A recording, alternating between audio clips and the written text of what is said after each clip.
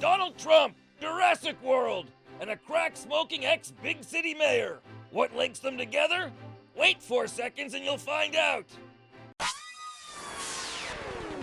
Okay, follow me here. Donald Trump enters the race for the Republican presidential nomination and immediately makes inflammatory remarks about Mexicans. Does he apologize? No. Result? His support rises. When his comments lead NBC to fire him from The Apprentice and Macy's drops Trump's clothing line, the Donald accuses them of supporting illegal immigration. Makes no sense. He gains more supporters. Trump ridiculed Senator John McCain, a noted war hero who withstood years of torture at the hands of the Viet Cong, saying McCain was a bad soldier and not a war hero because he got captured. This from a draft dodger whose greatest battle has been with his hair. Result? He gets a boost in the polls and leads the Republican pack. Trump crosses the line to make a seeming comment about journalist Megyn Kelly menstruating. Doesn't apologize. Blames Megyn Kelly. Result? Trump's still the candidate to beat. Leaving many to wonder, what the fuck? Are we plugged into the Matrix? Does Leonard Nimoy's corpse have a goatee? Donald Trump's candidacy is like the plot of Jurassic World. Educated, well-spoken people in neat surroundings think they are in control, and then are knocked off their pedestal by the sharp-toothed rage of a prehistoric beast freed from its cage. Donald Trump's current success is a living example of the warning label on spray cans and Catholic schoolgirls. Contents under pressure may explode. I call it the Rob Ford effect, named for the ex-Toronto mayor who admitted to smoking crack with drug dealers, having drunken stupors, making a stoned ass of himself on a number of hidden camera videos, got caught peeing in public, driving drunk, and still kept his core support numbers high enough to possibly have had him re-elected if ill health hadn't taken him out of the race. This leaves many people to wonder, who are the assholes who support these assholes?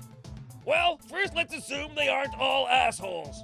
The Rob Ford effect voters come largely from two groups. Group 1, the less educated, less wealthy, less intelligent people who have trouble negotiating the minefield of an ever-changing social order and are tired of having to try. Group 2, older white folks who remember when being white and male was all you needed to feed a family, instead of it painting a target on your back. They're people who watched early seasons of Mad Men and wept for Paradise Lost. In both cases, they're people who are fed up with being told to be ashamed of who they are. And can you really blame them? We're confused by them, but to them, they're living in our bizarro world. Consider, opinions and behavior that were once socially encouraged now mark them as pariahs. It wasn't that long ago that it was socially acceptable to call gay people queers. Homophobic wasn't a word, it was everyday behavior for good Christian souls. And rainbows were for lucky charms. Fast forward a decade and society suddenly has a lot more empty closet space. And just as people became used to calling a gay person's partner their partner, suddenly it's his husband. And if you slip and refer to Caitlyn Jenner as Bruce or he, there are no shortage of people waiting to stomp you into enlightenment. These out-of-step people aren't necessarily hateful, just slow to incorporate new thoughts and words into their vocabulary. But if you get treated as a bigot enough times, it's easy to just say, fuck it all. Despite making progress, women still have significant obstacles to overcome to achieve real equality. But some loud voices have taken the increasing awareness of women's issues into the twilight zone, trying to shame men for our natural inclination to find women's bodies attractive. Few men today view women as purely sexual objects, but nobody likes being accused of misogyny for quietly appreciating a nice set of boobs.